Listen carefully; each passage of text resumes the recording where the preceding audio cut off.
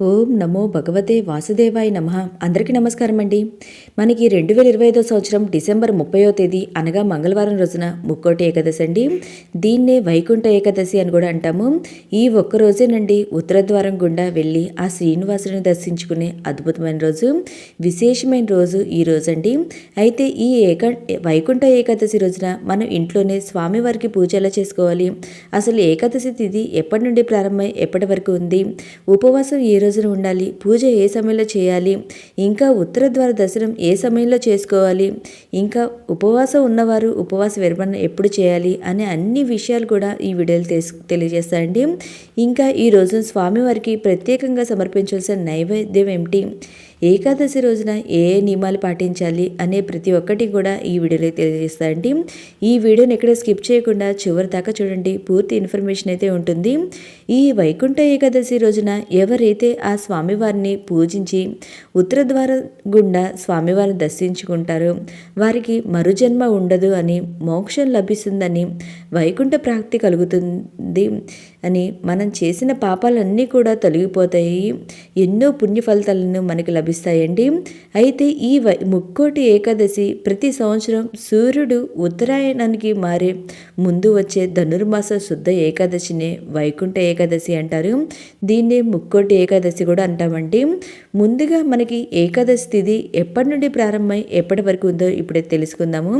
ఏకాదశి తిథి ప్రారంభం వచ్చి 2025 సంవత్సరం డిసెంబర్ 30వ తేదీ అనగా మంగళవారం రోజున తెల్లవారుజామున 3:40 ప్రారంభమయ్యి 2025 సంవత్సరం డిసెంబర్ 31వ తేదీ అంటే బుధవారం రోజున తెల్లవారుజామున 1:27 వరకు ఏకాదశి తిథి అయితే ఉంటుందండి. ఉదయం తిథి ఆధారంగా మనం ముక్కోటి ఏకాదశి లేదా వైకుంఠ ఏకాదశి వ్రతం ఆచరించాల్సిన తేదీ వచ్చి 2025 సంవత్సరం డిసెంబర్ 30వ తేదీ అనగా మంగళవారం రోజున. ఈ రోజు నక్షత్రం వచ్చి భరణి నక్షత్రం అండి. ఎవరైతే ముక్కోటి ఏకాదశి చేస్తారో వారికి 3 కోట్ల ఏకాదశి ఫలితం అయితే ఉంటుందండి. ఈరోజు స్వామివారిని ఎవరైతే పూజిస్తారో ధ్యానిస్తారో వారికి తప్పకుండా వైకుంఠ ప్రాప్తి అయితే కలుగుతుందండి. అయితే ఈరోజు పూజ ఎలా చేసుకోవాలో ఇప్పుడే తెలియజేస్తాండి. ఈ పూజ అనేది మనం పూజా పీఠం ఏర్పాటు చేసేది చేసుకోవచ్చండి, లేదా పూజా మందిరంలో చేసుకోవచ్చు. మనకి పూజా మందిరం పెద్దదిగా ఉంటే పూజా మందిరంలో పూజ అయితే చేసుకోవచ్చు. నేనైతే సపరేట్గా పీఠం ఏర్పాటు చేసి అయితే పూజ అయితే చేసుకుంటున్నాను అండి. మీరు ఒకవేళ పూజా మందిరంలో చేసుకోవాలనుకుంటే పూజా మందిరంలో చేసుకోవచ్చండి. ఈ రోజున తెల్లవారుజామున నిద్రలేచి తలంటు స్నానం ఆచరించి ఇంటిదంతటి శుభ్రం చేసుకోవాలి. ఇంకా పూజకు కావాల్సిన ఏర్పాట్లు అనేది చేసుకోవాలండి. నేను ఇక్కడ ముందుగా పూజకు కావాల్సిన స్వామివారికి ఎంతో ఇష్టమైనటువంటి బియ్య పిండి ప్రవిధులు అయితే చేసుకుంటున్నాను. కొంచెం పిండిని అనేది తీసుకొని బియ్యపిండిని దాంట్లో కొంచెం పాలు, బెల్లము, యాలకుల పౌడర్ వేసుకొని మనం ఉండలు అయితే చేసుకోవాలండి. పిండిని స్మూత్గా అయితే కలుపుకోవాలి. కలుపుకున్న తర్వాత వాటిని ఏలుతో హోల్లా పెట్టుకొని ప్రమిదల్లాగా అయితే చేసుకోవాలండి. నేను ఇక్కడ వీడియోలో చూపించిన విధంగా మనం ప్రమిదలు అయితే చేసి పెట్టుకోవాలి. తర్వాత మనం పూజ చేసుకున్న ప్లేస్లో చక్కగా అలంకరణ అయితే చేసుకోవాలండి. నేను ఇక్కడ శంకు చక్రాలు అయితే వేసుకున్నాను. మీరు కూడా అలా వేసుకోగలిగితే వేసుకోండి ప్లేస్ ఉంటే. లేకపోయినా పసుపు రాసి అష్టదళ పద్మ ముగ్గు వేసుకొని వాటిపైన పీఠం అయితే ఏర్పాటు చేసుకోవచ్చు. నేను పీఠం ముందు ఇలాగైతే వేసుకున్నా అండి. ఒక పీట పైన ఒక క్లాత్ అనేది వేసుకొని వాటిపైన 3 గుప్పెలు బియ్యం అనేది వేసుకొని ఆ బియ్యం పైన పసుపు, కుంకుమ, అక్షింతలు వేసుకొని స్వామివారి చిత్రపటం అయితే పెట్టుకోవాలండి. మీ దగ్గర విగ్రహాలైనా పెట్టుకోవచ్చు, లేదా స్వామి వారి ఫోటో ఉన్నా అదైనా పెట్టుకోవచ్చండి. మీ దగ్గర విష్ణుమూర్తి అవతారాల్లో ఏ అవతారం ఉన్నా వారి ఫోటో అయితే పెట్టుకోవచ్చండి. వెంకటేశ్వర స్వామి ఫోటో అయినా పెట్టుకోవచ్చు, లేదా రాముల వారి ఫోటో అయినా పెట్టుకోవచ్చు, విష్ణుమూర్తి ఫోటో అయినా పెట్టుకోవచ్చండి. ఇలా ఎవరి ఫోటో ఉన్నా అదైతే పెట్టుకొని పూజ అయితే చేసుకోవచ్చు. మీ దగ్గర ఉన్న పుష్పాలతో, మీ దగ్గర ఉన్న నగలతో చక్కగా స్వామివారిని అలంకరణ అయితే చేసుకోండి. ఇక్కడ నా దగ్గర ఉన్న వాటితోనే కొన్ని పూలతోనే తులసి దళాలతో చక్కగా అలంకరణ అయితే చేసుకున్నాను. ఈరోజు తప్పకుండా పూజలో తులసి దళాలు ఉండేలా చూసుకోండి. ఉంటే చేయండి, లేకపోతే మీ దగ్గర ఉన్న పూలతో చక్కగా అలంకరణ అయితే చేసుకోండి. ఇలాగే చేసుకోవాలని ఏం లేదండి. మీ దగ్గర ఏం అందుబాటులో ఉంటే వాటితోనే చక్కగా అలంకరణ చేసుకొని పూజ అయితే చేసుకోవచ్చు. కానీ మనం పూజాపీఠం అనేది ఉత్తరం వైపు ఉండేలా చూసుకోండి. అంటే మన స్వామివారిని ఉత్తరం వైపు చూస్తున్న విధంగా ఈ పూజాపీఠం అయితే ఏర్పాటు చేసుకోవాలి. ఈరోజు తెల్లవారుజామునే నిద్రలేచి ఇల్లు గుమ్మాలు అన్నిటిని శుభ్రం చేసుకొని చక్కగా అలంకరణ చేసుకోవాలి. గుమ్మాల దగ్గర కూడా ఈరోజు ఉపవాసం అనేది ఉండాలండి. ఏకాదశి ఉపవాసం ఉండేవాళ్ళు ముందు రోజు దశమి నుండే కొన్ని నియమాలు అయితే పాటించాలి. దశమి రోజు రాత్రి నుండే భోజనం అనేది చేయకూడదండి. లైట్గా పాలు పండ్లు అనేది తీసుకోవాలి. ఇంకా ఏకాదశి రోజున పూర్తిగా ఉపవాసం అనేది ఉండాలండి. ఏకాదశి నియమాలు అనేది చిన్నపిల్లలకు, వృద్ధులకు, అనారోగ్యం సరిగా లేని వారికి, గర్భవతులకు వర్తించవండి. ఆరోగ్యంగా ఉన్నవాళ్ళు ఈ ఉపవాస నియమాలు అనేది పాటించాలి. ఈరోజు అన్నం అనేది తినకూడదండి. వాటి బదులుగా పాలు పండ్లు అనేది తీసుకోవచ్చు. ఇంకా ఏకాదశి రోజంతా ఉపవాసం ఉండి నైట్ జాగారం అయితే చేస్తారు. ఒకవేళ అలా ఉండలేము అనుకునే వాళ్ళు రోజంతా ఉపవాసం ఉండి సాయంత్రము పూజ చేసుకున్న తర్వాత ఉపవాస విరమణ చేయొచ్చండి. అంటే భోజనం అన్నం అయితే తినకూడదు కదండి. ఏకాదశి ప్రసాదము, గోధుమతో చేసిన ప్రసాదము ఇలాంటి తీసుకోవచ్చు. ఈ పూజ అనేది ఉదయం చేసుకోవచ్చు, సాయంత్రం చేసుకోవచ్చు అండి. ఉదయం సాయంత్రం 2 వేళలైనా పూజ అయితే చేసుకోవచ్చండి. ఇంకా ఈరోజు ప్రతి దేవాలయంలో కూడా ఉత్తర ద్వార దర్శనం అయితే, స్వామివారి దర్శనం అయితే చేసుకోవచ్చు. మనకి దేవాలయాల్లో ఉదయం తెల్లవారుజామున 3:30 నుండే మనకి ఉత్తర ద్వార దర్శనాలకి అయితే దేవాలయాలు అయితే ఓపెన్ చేసి ఉంటాయండి. ఈ రోజు మొత్తం ఎప్పుడైనా చేసుకోవచ్చండి. ఇంకా ఉపవాసం ఉండేవాళ్ళు రోజంతా ఉపవాసం ఉండి తర్వాత రోజు అంటే ద్వాదశి గడియలు ఉన్నప్పుడు ఉదయం పూజ చేసుకొని తర్వాత ఉపవాస విరమణ చేయాలండి. ఇక్కడ పూజలో నా దగ్గర విగ్రహాలు కూడా పెట్టుకున్నాండి. ముందుగా మనం గణపతికి పూజ అయితే చేయాలి.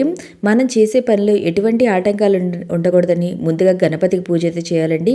గణపతికి ధూపం, దీపం, నైవేద్యం అయితే సమర్పించాలి. సమర్పించిన తర్వాత కర్పూర హారతి అనేది ఇవ్వాలండి. ఇంకా నా దగ్గర శంకుచక్ర అఖండ దీపం ఉంటే అది కూడా పెట్టుకున్నాండి. ఈరోజు ఆ దీపం రోజంతా వెలిగేలా చూడండి, చాలా మంచిది. మీ దగ్గర ఉంటే పెట్టుకోండి, లేకపోతే నార్మల్గా దీపారాజన అనేది చేసుకోవచ్చు. ఇంకా నా దగ్గర స్వామివారి పాదాలు ఉంటే అవి కూడా పెట్టుకున్నాను. ఇంకా నా దగ్గర నేనైతే 7 పిండి ప్రమిదలు అయితే చేసుకున్నా అండి. మీ ఇష్టం అండి. మన 2 ప్రమిదల నుండి ఎన్ని ప్రమిదలైనా మనం ఈరోజైతే స్వామివారి దగ్గర వెలిగించుకోవచ్చు అండి. అంటే 2 కానివ్వండి, 5 కానివ్వండి, 7, 9, 11 ఇలా ఎన్ని పిండి ప్రమిదలైనా మనం వెలిగించుకోవచ్చు. నేను ఇక్కడైతే 7 పిండి ప్రమిదలు అయితే వెలిగించుకుంటున్నాను. ఒక తమలపాకు మీద తీసుకొని ఆ తమలపాకు మీద కొంచెం బియ్యము, వాటిపైన పసుపు కుంకుమ వేసుకొని ఈ పిండి ప్రమిదలు అయితే పెట్టుకునండి. తర్వాత ఈ పిండి ప్రమిదలను అయితే మనం ఏకహారతో కానివ్వండి, అగరబత్తులతో కానివ్వండి వెలిగించుకోవాలి. వెలిగించుకున్న తర్వాత పిండి ప్రమిదల దగ్గర మన పసుపు కుంకుమ అక్షింతలు అనేది వేసుకొని దీపానికైతే నమస్కారం అయితే చేసుకోవాలండి. చేసుకున్న తర్వాత స్వామివారికి మనం అగరబత్తులు అనేది చూపించిన తర్వాత మన స్వామివారి అష్టోత్తరం కానివ్వండి, లేదా విష్ణు సహస్రనామం కానివ్వండి, లేదా ఓ నమో భగవతే వాసుదేవాయ నమః అంటూ, లేదా ఓం నమో నారాయణాయ నమః అంటూ కానీ మన స్వామివారిని తలుచుకుంటా మనం తులసి దళాలతో కానివ్వండి, పూలతో కానివ్వండి, లేదా అక్షింతలతో కానీ స్వామివారికి అర్చిస్తా పూజ అయితే చేసుకోవాలండి. ఇంకా ఈరోజు దేవాలయాలకు వెళ్ళి ఆ స్వామివారి దర్శనం అయితే చేసుకోండి. ఒకవేళ దేవాలయాలకు వెళ్ళలేని వాళ్ళు కనీసం ఇంట్లో అయినా ఇలా మనం పూజ అయితే చేసుకుంటే చాలా మంచిదండి. ఆ స్వామివారి సంతోషిస్తారు. ఇంకా ఈ ఏకాదశిని పుత్రాద ఏకాదశి అని కూడా అంటారండి. ఎవరైతే సంతానం లేదు అనుకునే వాళ్ళు ఈ రోజున స్వామివారిని పూజ చేసుకొని దర్శించుకుంటే తప్పకుండా సంతానం అయితే కలుగుతుందండి వారికి. మనం దీపారాజనలో ఆవు నెయ్యి కానీ వాడొచ్చండి. ఒకవేళ ఆవు నెయ్యి కాకపోయినా నువ్వుల నూనెతో అయినా మనం దీపారాజన చేయొచ్చు. ఈ విధంగా స్వామివారికి అయితే మనం తేలికగా ఇంట్లోనే పూజ అనేది చేసుకోవచ్చండి.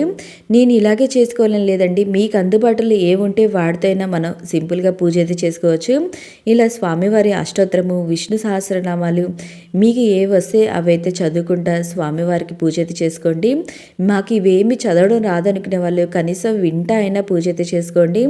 ఒకవేళ అది కూడా చేయలేమనుకునే వాళ్ళు ఓం నమో భగవతే వాసుదేవాయ నమః అని చదువుకుంటా కూడా ఆ స్వామివారికి తులసి దళాలతో కానివ్వండి, పూలతో కానివ్వండి, అక్షింతలతో కానివ్వండి పూజ అయితే చేసుకోండి. ఇలా పూజ అంతా అయిన తర్వాత మన స్వామివారికి నైవేద్యం అనేది సమర్పించాలి. మనం ఈరోజు నైవేద్యంగా స్వామివారికి వడపప్పు, పానకం, చలిమిడి అనేది సమర్పించవచ్చు. ఇంకా ఏమన్నా ఏమన్నా ప్రసాదాలు చేయాలనుకుంటే అవైనా చేసి స్వామివారికి సమర్పించవచ్చండి. ఇంకా మీ దగ్గర పండ్లు ఏమన్నా ఉంటే అవి కూడా స్వామివారికి సమర్పించవచ్చు. తర్వాత నారికేలం అనేది సమర్పించాలండి. సమర్పించిన తర్వాత చివరిగా స్వామివారికి పచ్చకర్పూరంతో హారతి అనేది ఇవ్వాలి. లేదా పచ్చకర్పూరం లేకపోయినా నార్మల్ కర్పూరంతో హారతి అనేది ఇవ్వచ్చండి. ఈరోజు పూజ చేసుకునే వాళ్ళు బ్రహ్మచర్యం అయితే పాటించాలండి. ఈ రోజున మాంసాహారం అనేది తినకూడదు, నేలపైన అనేది పడుకోవాలి. ఇంకా ఎవరితో గొడవలు పడడం కానీ అలాంటివి ఏమీ చేయకూడదండి. ఒకరిని నిందించడం అలాంటివి ఏమి చేయకూడదండి. ఇంకా మీకు తోచిన వారికి కొంచెం అన్నము కానివ్వండి, మీకు తోచినవి ఏవి ఇవ్వగలిగితే వాళ్ళకి దానంగా అయితే ఇవ్వండి. ఇలా ఉదయం వేళల్లో పూజ చేసుకొని సాయంత్రం వేళల్లో నార్మల్గా దీపారాధన అనేది చేసుకోవచ్చండి. లేదు మేము సాయంత్రమే ఇలా చేసుకుంటాం అనుకునే వాళ్ళు సాయంత్రం వేళల్లో అయినా ఇలా పూజ అయితే చేసుకోవచ్చండి. ఇంకా ఈరోజు పూజ అయిపోయిన తర్వాత పూజాపీఠం ఎప్పుడు కదిలించాలండి? మనకి ఈరోజు మంగళవారం వచ్చింది కాబట్టి మంగళవారం పూజాపీఠం అయితే కదిలించకూడదండి. తర్వాత రోజు అంటే బుధవారం రోజు కూడా ఉదయం స్వామివారికి పూజ చేసుకున్న తర్వాత పూజాపీఠం అనేది కదిలించాలి. ఇంకా పూజలో వాడిన పిండి ప్రమిదలు ఏంటంటే అది చలిమిడి ఒక ప్రమిదనైనా మన ఇంట్లో వాళ్ళందరూ ప్రసాదంగా అయితే స్వీకరించాలండి. మిగిలిన వాటిని మనం ఆవుకైనా పెట్టవచ్చండి. లేదా ఎవరు తొక్కని పారే నీటిలో అయినా ఈ ప్రమిదలను అయితే ఉంచవచ్చు. ఇంకా మనకి తిరుమలలో వైకుంఠ ద్వార దర్శనం అయితే 10 రోజులైతే ఉంటుందండి. ఒకవేళ వెళ్ళాలి అనుకునే వాళ్ళు ఈ 10 రోజులు అంటే ముక్కోటి ఏకాదశి నుండి 10 రోజుల దాకా మనకి తిరుమలలో వైకుంఠ ద్వార దర్శనం అయితే ఉంటుంది. వెళ్ళాలనుకునే వాళ్ళు వెళ్ళైతే దర్శించుకోవచ్చండి. ఇంకా మనం నార్మల్గా దర్శనం అయితే చేసుకోవచ్చండి, ఏం పర్వాలేదు. మనం దర్శించుకోలేకపోయినా అనుకోకుండా మనం ఇంట్లోనే స్వామివారికి ఇలా చక్కగా మనకి తోచినట్లు స్వామివారికి చక్కగా అలంకరణ చేసుకొని పూజ అయితే చేసుకోవచ్చండి. ఈ విధంగా నేను సింపుల్గా తేలికగా ఆ స్వామివారికి పూజ అయితే చేసుకున్నా అండి. మీకు ఇవి ఇంకా ఏమైనా సందేహాలు ఉంటే ఈ పూజకి సంబంధించి నా కమెంట్ బాక్స్లో కమెంట్ పెట్టండి. ప్రతి ఒక్కరికి రిప్లై అనేది ఇస్తాను. మీకు ఈ వీడియో నచ్చినట్లయితే లైక్ చేయండి, మీ ఫ్రెండ్స్ అండ్ ఫ్యామిలీ మెంబర్కి షేర్ చేయండి. ఓకే అండి, థ్యాంక్ యూ ఫర్ వాచింగ్.